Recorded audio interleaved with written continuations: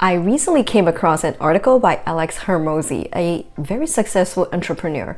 He was explaining how billionaires use the 4 C's of leverages to be successful. It was such a great lesson because I see the same pattern in academic medicine and also in research.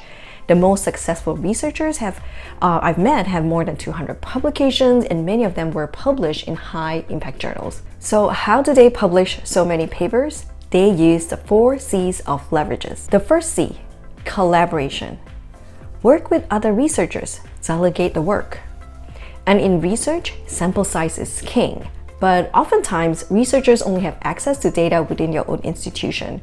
So work with other researchers from different institutions to create a consortium. That way, you can leverage data from each other's institution and your research will have a much larger sample size. The second C, capital. In our case, grant funding. This is fundamentally how academia is run. Paper publication equals currency. Leverage your paper publications in exchange for a small to medium-sized grant.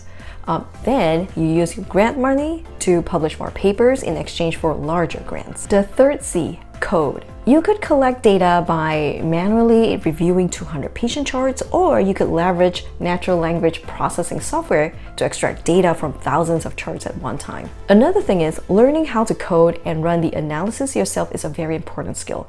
Yes, there are biostatisticians out who can help you, but it often takes a long time to get these services. And even if you request it, you may get placed in some priority list. And even if you request it, you may get placed down the list. Personally, not being proficient in data analysis has been my crutch, so I took on the challenge of learning R coding. Speaking of which, I took the course by Dr. Greg Martin. It is step-by-step, not overwhelming at all. So if you're interested, do check out his YouTube channel. The fourth C, content. Other people's attention or content. The goal of a researcher is to be a thought leader of a field. The more involved you are in a scientific conversation, the more likely you are to be known as a thought leader. Publishing an original research paper is a scientific conversation, but you don't always need your own research data or your own content to be part of this conversation. Leverage other people's research, editorials, letters to the editors, research commentary, and review articles. If they are very close to what you're doing, you can respond.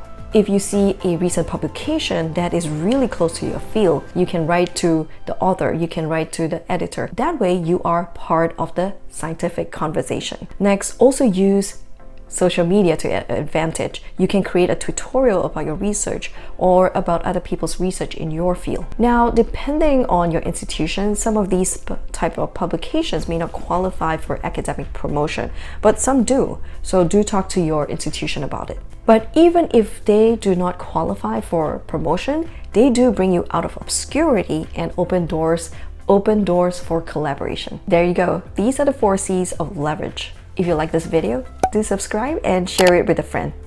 I'll see you in the next video.